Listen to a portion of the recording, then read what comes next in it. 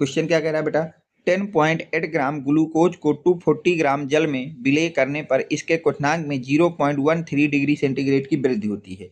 जल के आणविक उन्नयन स्थिरांक की गणना कीजिए। तो सबसे पहले हमारा जो काम है, हमको लिखना होता है दिया है, कि हमको सवाल में क्या क्या दिया है। ध्यान से देखिए, दिया है, दिया हमें पहली चीज हमको दिया है बेटा, ग्लूकोज का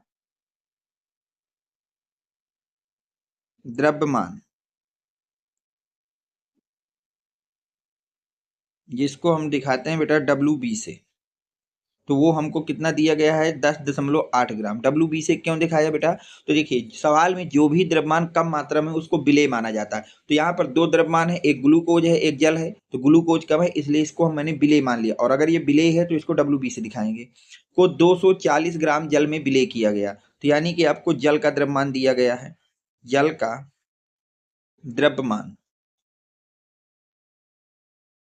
जिसको हम लोग विलायक मानेंगे। जिसकी मात्रा ज्यादा हो उसको विलायक, और जल तो सदैव विलायक होता ही है। तो इसकी मात्रा आ गई 240 ग्राम।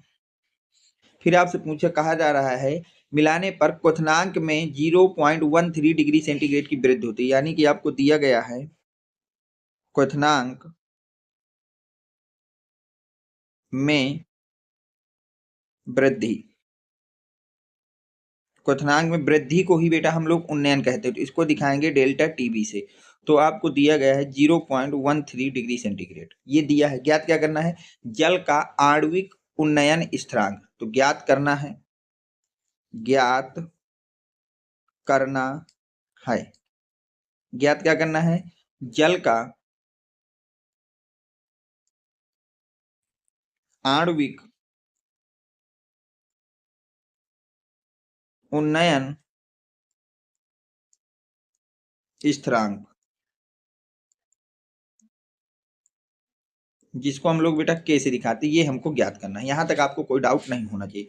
तो हमको सबसे पहले यहाँ पे क्या करना है, सूत्र लगाएंगे बेटा क्वथनांक उन्नयन के सूत्र से। ध्यान से देखिएगा बेटा, यहाँ पर हम सूत्र लगाएंगे क्वथनांक उन्नयन के सूत्र से, क्वथनांक उन्नयन के सूत्र से। तो क्वथनांक उन्नयन का सूत्र क्या होता है, वो सूत्र होता है delta TB equal to KB into m. यहां तक सब कुछ सही है। अब ध्यान देखिए, डेल्टा टीबी सवाल में दिया गया है 0.13, KB हमको नहीं बोला गया तो KB को KB रहने दीजिए, इंटू मोललता क्या होती है, विलेय के मोल। मोललता का सूत्र होता है बेटा विलेय के मोल बटे विलायक का द्रव्यमान केजी में, विलायक का द्रव्यमान वो भी किसमें बेटा, केजी में। यहां तक आपको कोई डाउट नहीं होना चाहिए। अब आगे देखिए यहां से, तो यहाँ पे मैंने लिख दिया 0.13 जो कि दिया गया था। केबी से कोई मतलब नहीं तो केबी केबी रहने दीजिए। विलेय के मोल के विषय में भी कुछ नहीं बोला तो उसको विलेय के मोल रहने दीजिए, विलेय के मोल। अब देखिए विलायक की अगर हम लोग बात करते हैं तो सवाल में विलायक हमको कितना दिया गया है, 240 ग्राम, और हमको लिखना है केजी में। तो उस 240 को केजी में बदलने के लिए बेटा 1000 से भाग दे देंगे, तो हो जाएगा 240 भागे 1000। यहाँ तक कोई डाउट नहीं होना चाहिए बेटा। एक जीरो से जीरो कट जाएगा। अगर इसको आप लोग 4 से काटेंगे तो 6 4 या 24 होता है, और 25 या 100 हो जाता है। ठीक है, 4 से हमने इसको डिवाइड कर दिया। अब देखिए ध्यान से, तो यहाँ पे बचा आपके पास 0.13 इक्वल टू KB। अब 25 आपका जो है बेटा ऊपर चला जाएगा, तो यहाँ हो जाएगा विलेय के मोल, विलेय के मोल इंटू 25, और नीचे आ जाएगा आपका 6। कितना आ जाएगा बेटा, 6। ठीक है, यहाँ तक। अब 6 को बेटा हम लोग इधर भेज देते हैं, तो यहाँ हो जाएगा आपके पास 0.13 into 6 equal to KB into विलेय के मोल, विलेय के मोल इंटू 25। यहाँ तक आपको कोई दिक्कत नहीं है। अब हम लोग 0.13 को 6 से मल्टीप्लाई कर देंगे, तो ये आपके पास आ जाएगा, ये आ जाएगा 8। भाई 0.6 है तो 6 3 जा 18, बचेगा 1, 6 1 जा 6, और 6 1 हो जाएगा 7, 0.78 आ जाएगा। 0 पॉइंट कितना आ जाएगा बेटा, 78 इक्वल टू KB इंटू विलेय के मोल इंटू 25।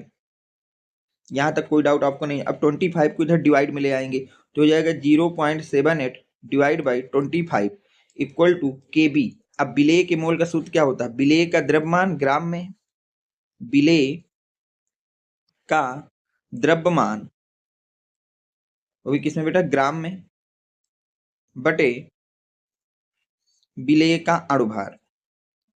मोल का सूत्र होता है द्रव्यमान बटे अणुभार, विलेय का अणुभार, वो भी किसमें बेटा? ग्राम पर मोल में। यहां तक आपको कोई डाउट नहीं होना चाहिए।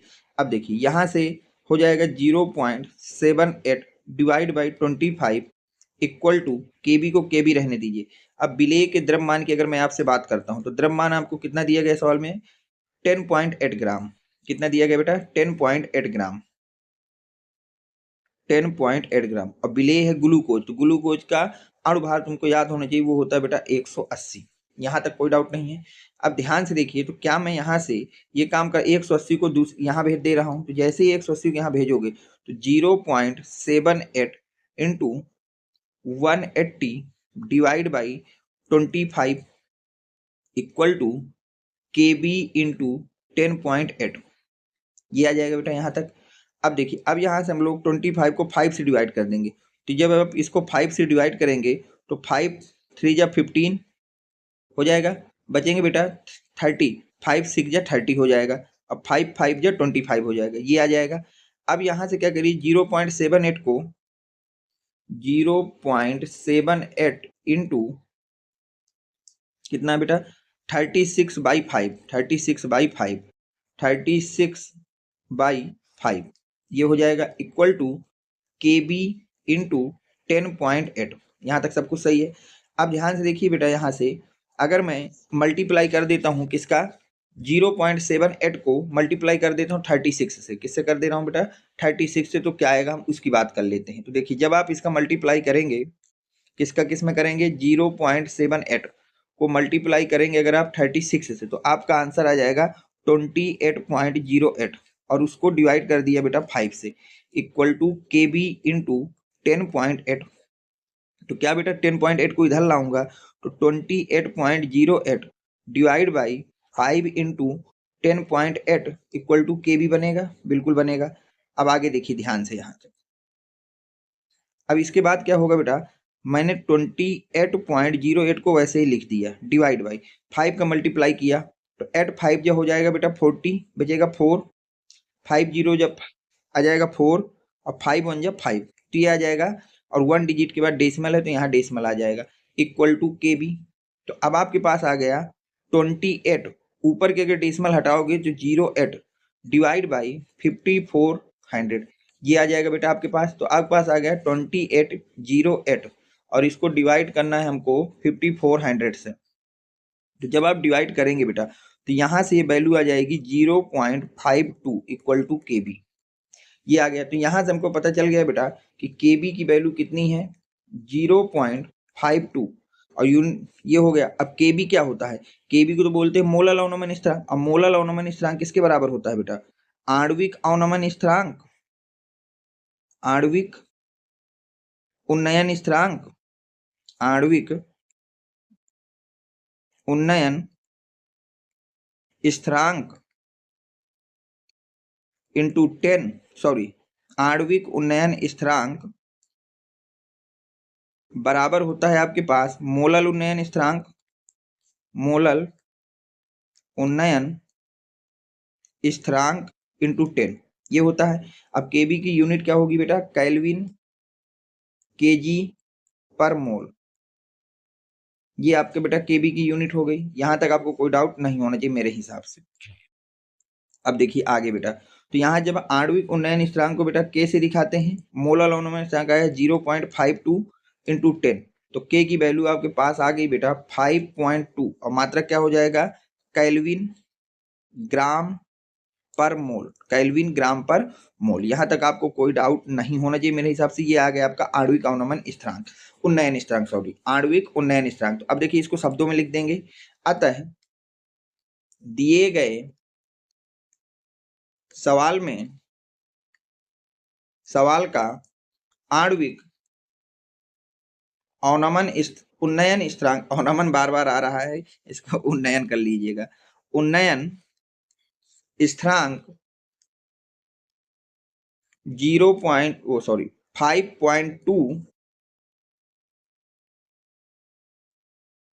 5.2 केल्विन केजी केल्विन ग्राम पर मोल होगा।